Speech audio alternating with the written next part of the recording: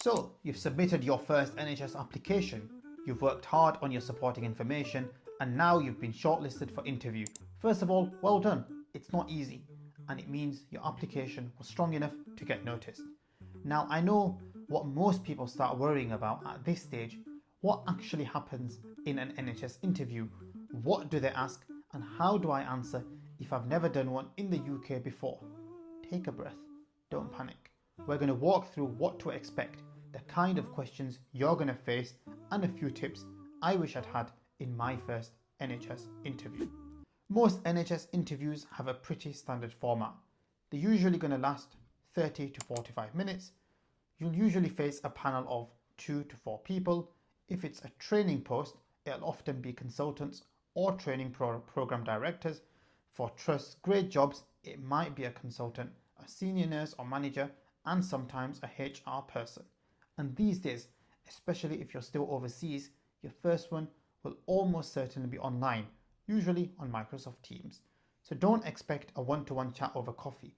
It's structured, formal, and they'll have scoring sheets in front of them. But once you know the format, it's much less intimidating. Broadly, you'll have 3 categories. The first is NHS values and behaviours. That's a big one. The NHS wants to know how you'll fit into the system. Panels use the NHS Constitution values, things like compassion, respect, dignity, improving lives, and accountability. In some roles, especially nursing, you'll also hear about the 6 C's of care. For example, tell us about a time you've worked as part of a team. Here, they're looking for self-awareness and communication skills, not just clinical knowledge. The second is clinical and ethical scenarios. You might get: a patient collapses on the ward, what's your immediate management? The safest answer is to use A, B, C, D, E. Shows that you'd escalate early and keep the patient safe. But remember, it's not all emergencies. You could also be asked, what if a patient refuses treatment? Or how would you break bad news? Those are about communication and judgment. Third is professionalism and judgment. These cover ethics, responsibility, safeguarding, and tricky situations. For example, what would you do if you saw a colleague make a mistake?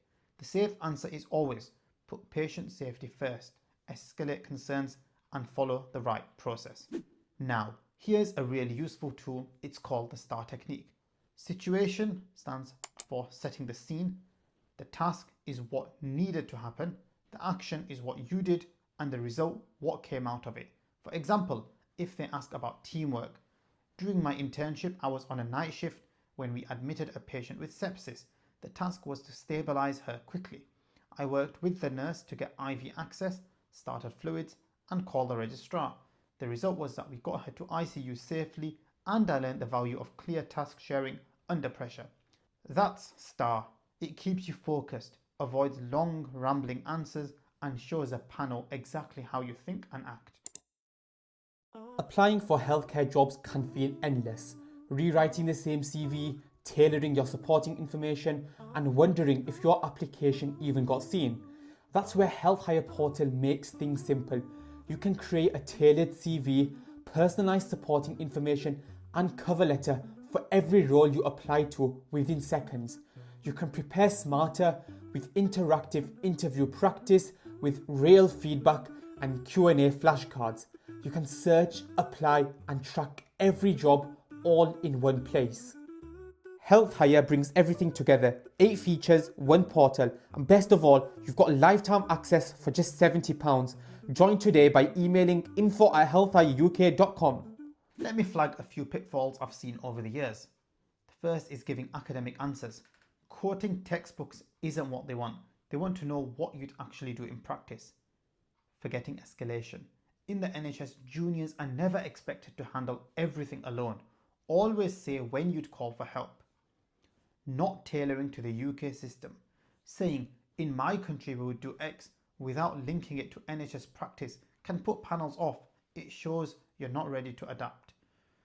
Overlooking NHS values. Panels really do care about teamwork, compassion, and respect. Don't skip this. Long, unfocused answers. You've only got a few minutes per question. Structure your answers and keep them concise. So how do you get ready? Practice NHS values questions. Teamwork, conflict, dealing with stress, compassion. Go over ABCDE. It's the safest way to answer any acute scenario. You don't need drug doses or lab values, just safe, structured thinking and clear escalation. Think of 2 or 3 real stories from your own practice. You can adapt them for different questions: teamwork, professionalism, conflict. Read the person specification. Interviewers literally base many of their questions on those criteria. If you can, do a mock interview, even with a friend. Saying your answers out loud makes a big difference. And if it's online, test your tech. Dress professionally, sit in a quiet room with good lighting. Small details make a big impression.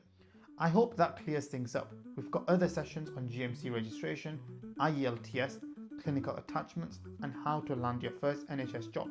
Do check out our channel. We built Health Hire to make NHS applications so much easier. From writing your supporting information tailored for each role to practicing real interview questions with feedback. It's all here. Grab lifetime access for just £70 and start applying with confidence. Email us at info@healthhireuk.com. Thanks for watching. Do like and subscribe to stay updated when we upload.